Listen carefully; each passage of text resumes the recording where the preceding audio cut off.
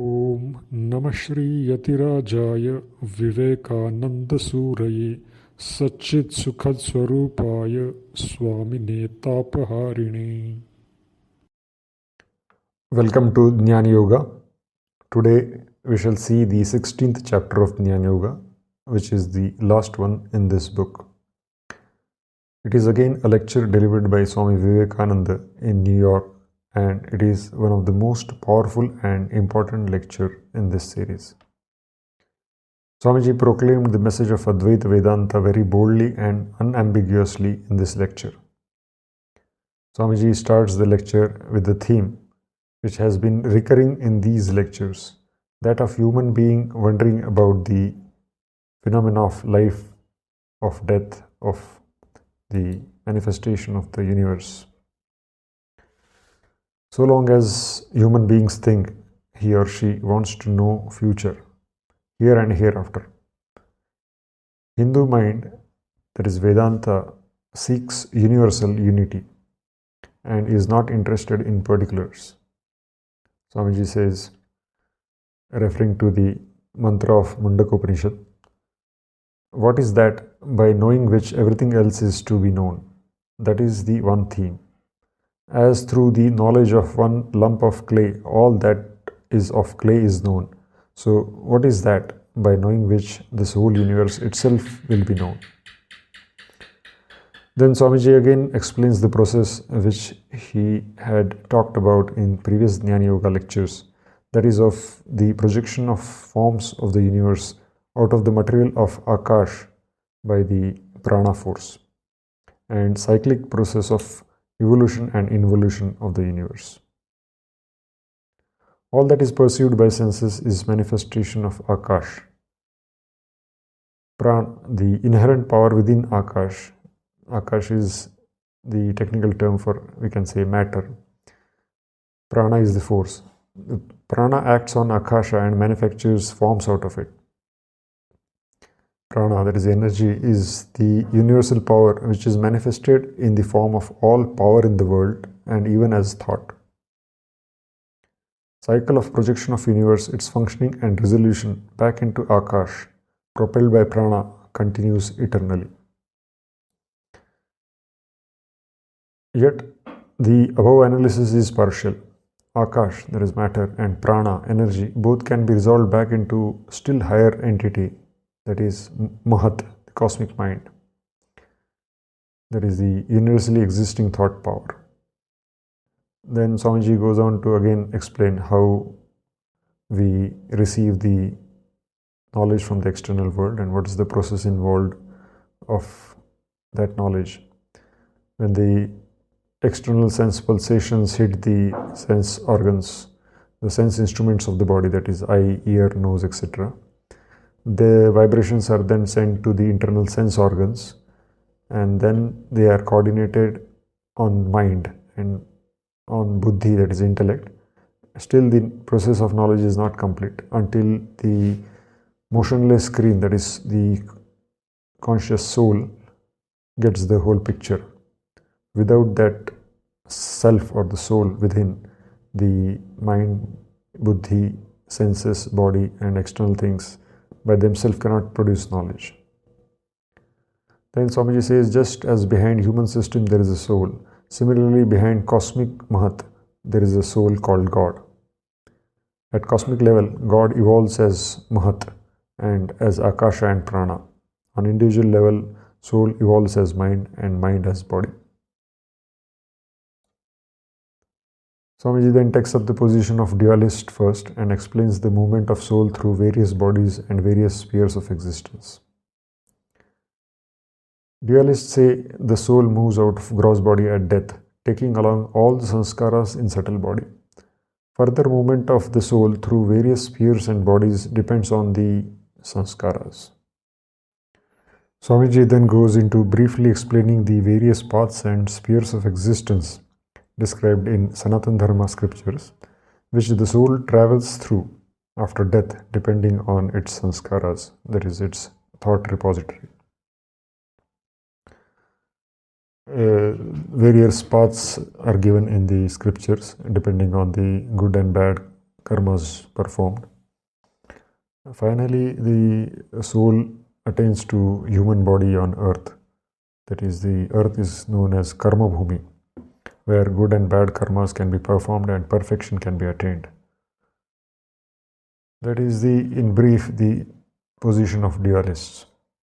Then Swamiji takes up the Buddhist position.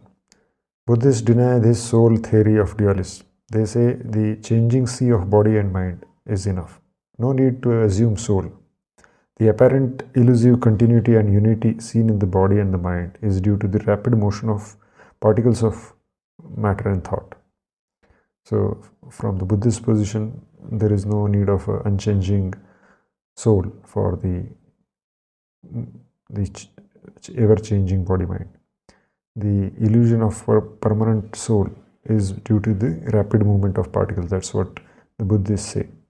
And dualists say that there is a soul and then this body-mind is the moving phenomena. Swamiji says, this has been the central idea of most of the Buddhistic philosophies, that this world is itself all-sufficient, that you need not ask for any background at all. All that is this sense universe. What is the use of thinking of something as a support of this universe? Everything is the aggregate of qualities. Why should there be a hypothetical substance in which they should inhere? The idea of substance comes from the rapid interchange of qualities, not from something unchangeable which exists behind them. We see how wonderful some of these arguments are, and they appeal easily to the ordinary experience of humanity. In fact, not 1 in million can think of anything other than phenomena. The vast majority of men,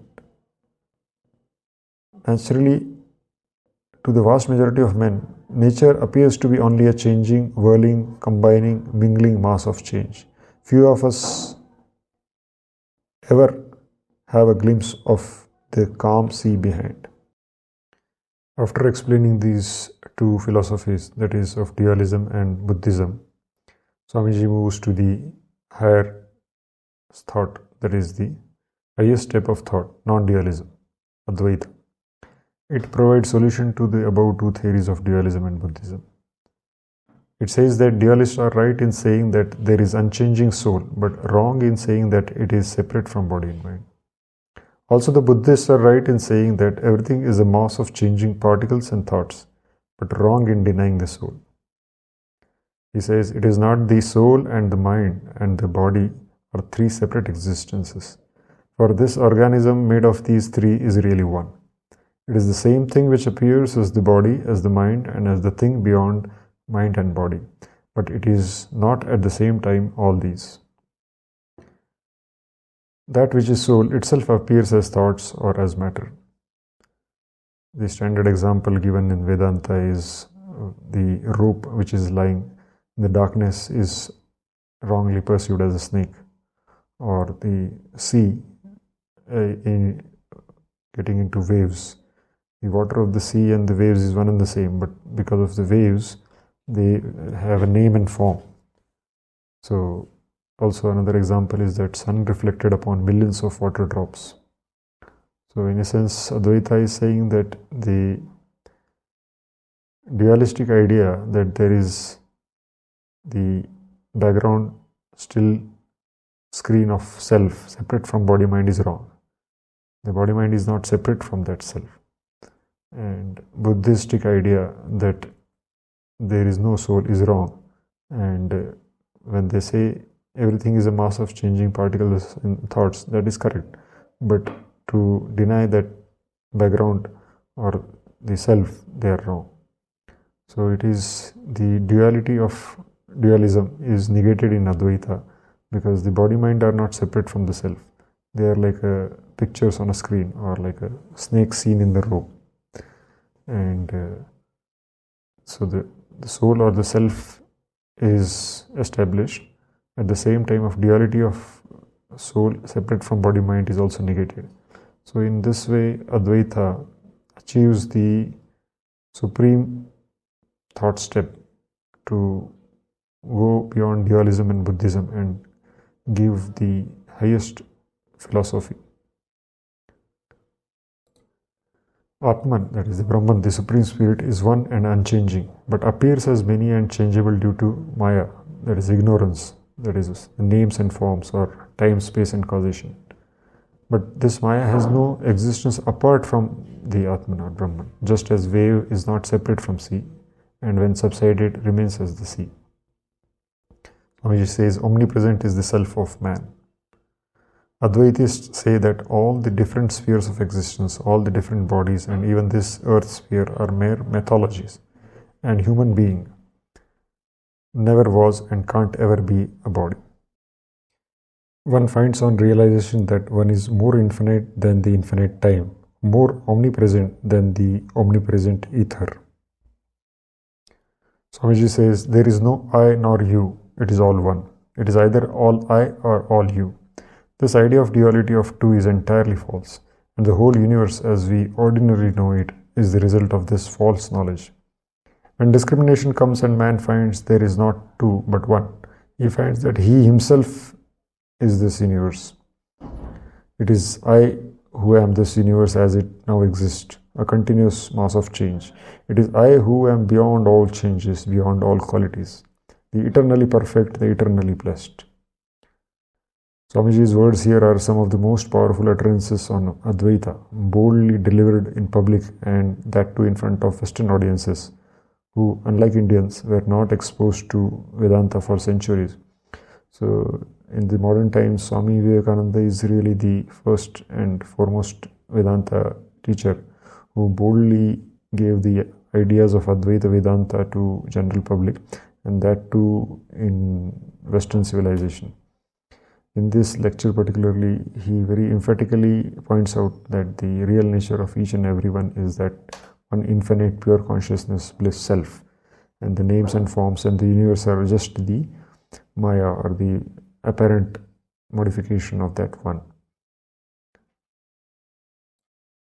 He says, is it possible to realize this? Because after explaining this ideal, the logical question is it possible to realize this? Swamiji says it is.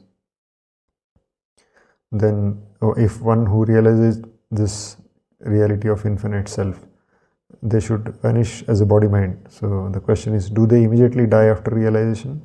Swamiji says no. For this, Swamiji gives the example that suppose two wheels are joined by a pole, and if the pole is cut, then the past momentum will carry the wheel to some distance and then it will stop. The two wheels, the one of Atman, that is Supreme Spirit, and the other is the hallucination of body-mind. They are joined by the pole of karma. If by an act of self-knowledge the pole is cut, the wheel of spirit will stop, realizing the infinite unchanging real nature. But the other wheel will continue for some time due to past momentum. This is what happens in the case of one who realizes the self while still alive, that is called Jivan Mukta. Their prarabdha, their body mind is seen by others. That is the momentum going even after realization. Though they themselves do not consider them to be a particular individual or a particular body. Now the question may be asked that if they are not connected to the body, the body-mind complex may act harmful to others. Swamiji say that is not possible, because on the way to self-realization they have got themselves rid of all bad karmas and only good karmas are remaining. So after realization, the momentum left in this body-mind complex is only good. So it cannot do anything bad. And plus their existence in between the humanity itself is a blessing to entire humanity, as they have the consciousness that I am in every heart. So they give supreme peace and bliss and blessings to entire humanity. The appearance of the body-mind in the self is, Swamiji explains this through one of his actual experience while he was traveling as a wandering monk in India. While he was traveling through Rajasthan, he saw beautiful lakes, and he thought, they say that there is no water in the desert, but I see such a beautiful lake and trees here. This continued for 2-3 days. Then suddenly it struck Swamiji that this is not real. This is what is known as the mirage. In the desert, the mirage of water and tree, etc. is seen. which is illusory. And then with this knowledge came that this water is not real, it's just a mirage. So Swamiji says, in the next day also the mirage of water appeared, but with that the knowledge came that this is not real. Now this is an example to one who realizes his or her true self. Then he immediately knows that the body-mind complex and the world are not real. They are like a mirage. That body-mind may keep appearing, but its reality is no longer there. Daily we feel we are free, but deeper thinking will reveal that it is not so. We are like machines. The apparent freedom we feel is the real freedom of the soul shining through the matter veils. Swamiji says free will is a misnomer. The real free is the spirit, but when it comes in through the body-mind complex, it is not the real freedom. So free will is actually a misnomer. Though good and evil are both manifestations of self, unless we get over evil and cultivate good, we can't even dream of self-knowledge. No use mere talking, philosophizing, or theorizing. Know the truth and practice it. Self-realized souls are of greatest help to world, not in materialistic sense, but spiritually. Even if people realize a fraction of this truth, all the indecent quarrels, hurries, and jealousies of this world would vanish. Swamiji says, until the bad momentum is entirely worked out and past impurities are entirely burnt, it is impossible for any man to see and realize truth. So what is left attached to the man who has reached the self and seen the truth is the remnant of the good impressions of past life, the good momentum. Even if he lives in a body and works incessantly, he works only to do good. His lips speak only benediction to all. His hands do only good works. His mind can only think good thoughts. His presence is blessing wherever he goes. He is himself a living blessing. Such a man will, by his very presence, change even the most wicked persons into saints. Even if he does not speak, his very presence will be a blessing to mankind. Can such men do any evil? Can they do wicked deeds? You must remember all the difference of pole to pole between realization and mere talking. Any fool can talk. Even parrots talk. Talking is one thing and realizing is another. Swamiji then says that time has come to broadcast these ideas to all. The Advaita Vedanta knowledge should be taught to all, and everybody should implement it in their life. He says, my whole life has been changed by the touch of one of these divine men, about whom I am going to speak to you next Sunday. And the time is coming when these thoughts will be cast abroad over the whole world. Instead of living in monasteries, instead of being confined to books of philosophy to be studied only by the learned, instead of being the exclusive possession of sects and of a few of the learned, they will all be sown broadcast over the whole world, so that they may become the common property of the saint and the sinner, of men and women and children, of the learned and of the ignorant. Thus, in this powerful lecture, Swamiji gives the outline of dualist position of soul's journey and also a Buddhist position of denying the existence of soul or the ultimate spirit. Then he presents Advaita as the higher and subtle step of thought than dualism and Buddhism. He shows how Advaita achieves golden pinnacle of philosophy and religion by finally solving the problems presented by dualistic and Buddhistic philosophies. Thus, by the grace of Swamiji, we complete our study of his book Jnana-Yoga by completing this last chapter. Om Tat Sat.